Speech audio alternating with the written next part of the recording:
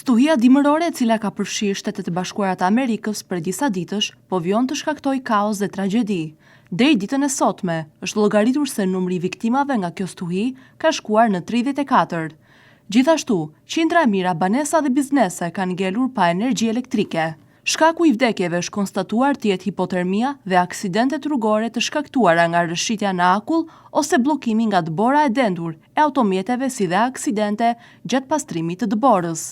Vetëm në New York, 8 persona u gjetën të pajetë, ndërsa në Massachusetts dhe Ohio, 2 persona humbën jetën, pasi u goditën nga mjetet e pastrimit të borës. Në Arkansas dhe Texas, aksidentet fatale gjithashtu shkaktuan vdekjen e disa adoleshentëve.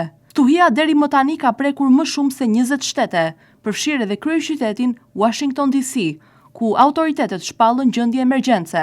Rreth 630.000 banesa dhe biznese kanë mbetur pa energji elektrike, kryesisht në jug të vendit, ku pemët dhe degët e rëna shkaktuan dëme të mëdha dhe ndërprerje të energjisë. Shtëpia e Bardhë njoftoi se presidenti Donald Trump ka miratuar 12 deklarata emergjence federale për të ndihmuar shtetet në rikthimin e energjisë, pastrimin e rrugëve dhe shpërndarjen e ndihmave për banorët më të prekur.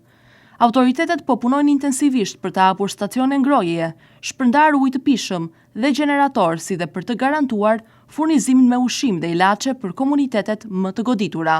Meteorologët paralajmërojnë se temperaturat pritet të mbeten nën zero gjatë gjithë javës në pjesë të mëdha të vendit, ndërsa një valë e ajri arktik mund të sjellë rreshje shtesë bore dhe akull në bregun lindor këtë fundjavë. Banorët e qyteteve të prekura tregojnë vështirësi të mëdha për të ruajtur ngrohtësinë dhe energjinë.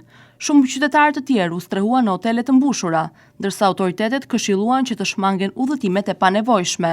Autoritetet bëjnë thirrje që qytetarët të jenë të kujdesshëm, të qëndrojnë në shtëpi dhe të ndihmojnë fëmijët në nevojë, ndërsa qytetet e shtetet përgatiten për ditët e ardhshme të ftohta dhe borës së mundshme.